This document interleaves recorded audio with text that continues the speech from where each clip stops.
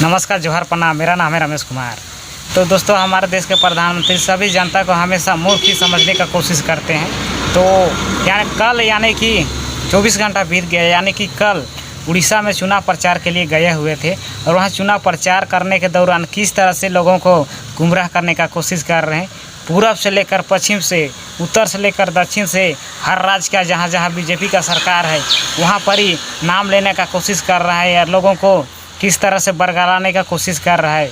लेकिन क्या सच में बीजेपी जहाँ जहाँ है वहाँ पर ही भारतीय जनता पार्टी कुशासन और विकास का काम कर रहा है? क्या आप लोगों को लगता है?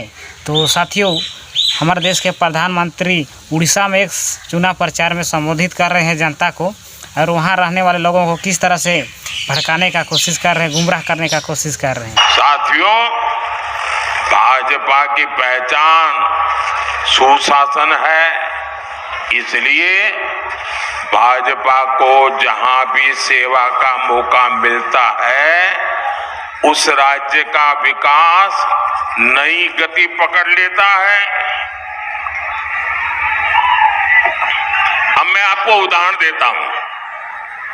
हमारे उड़िया भाई बहन कलकत्ता में बहुत बड़ी संख्या में है। उनको पता है बगल में त्रिपुरा में क्या हो रहा है। मैं त्रिपुरा का उदाहरण देता हूं।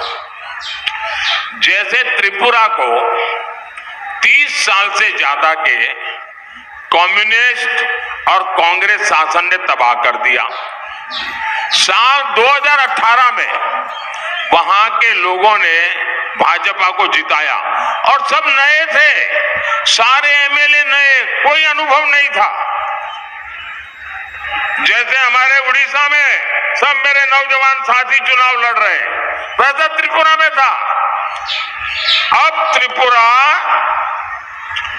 5 साल लोगों ने काम किया, इतना काम किया, लोगों ने दोबारा जीत करके बिठा दिया और आज त्रिपुरा तेज गति से विकास कर रहा है।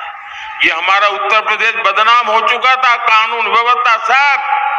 हमें मौका दिया, योगी जी बैठे और आज उत्तर प्रदेश धनाधन आगे बढ़ रहा है।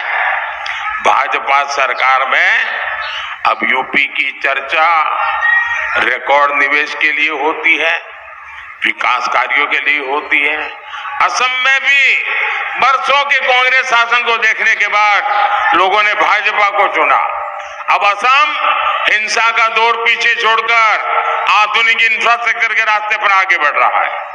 छत्तीसगढ़ में भी आज भाजपा सरकार की वापसी के बाद विकास कार्यों ने फिर से तेजी पकड़ी है।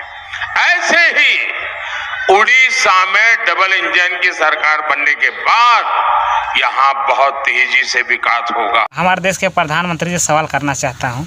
आप त्रिपुरा, असम, उत्तर प्रदेश, कलकत्ता, पश्चिम बंगाल सभी राज्यों का नाम ले रहे हैं, लेकिन क्या आपको कभी मणिपुर का नाम नहीं याद आया? क्या वहाँ भी तो भारतीय जनता पार्टी का शासन है और वहाँ रहने वालों के साथ में अभी तक किस तरह से अन्याय हो रहा है, दुष्व्यवहार महिलाओं के साथ में किया जा रहा है। लेकिन आप मणिपुर के बारे में एक शब्द नहीं किया कहे, क्यों? ऐसे कहने पर आपको क्या आपका इमेज कम हो जाता है या आपका जो भी झूठ बोलने का दायित्व है वो छूट जाता है? तो क्या मणिपुर के बारे में आप नहीं बोल सकते थे? क्या वहाँ बीजेपी का सरकार नहीं है? तो साथियों, क्या आप लोगों को क्या लगता है, क्या हमारे देश के प्रधानमंत्री हमारे भारतीय लोगों को किस तरह से मूर्ख समझने का कोशिश करते हैं? तो मणिपुर में अभी तक किस तरह से वहाँ के रहने वाले लोगों के साथ में उनका संघर्ष हो रहा है, लेकिन वहाँ शांत करने का कोई भी वहाँ का कानून व्यवस्था काम नहीं कर रहा है। उन लोगों को जैसे का तैसा वहाँ छोड़ दे रहा है। हर दिन वहाँ किस तरह से अभी तक, यानी कि वहाँ लोगों के साथ में किस तरह से हत्याएं, दुष्व्यवहार हो रहा है, लेकिन हमारे देश के प्रधानमंत्री मणिपुर के बारे में अभी तक एक शब्द नहीं कहते हैं। तो दोस्तों, क्या आप लोगों का राय क्या है? कमेंट में ज़रूर लिखिए। तो ठीक है, और एक नेक्स्ट वीडियो मिलते हैं, तब तक के लिए नमस्कार।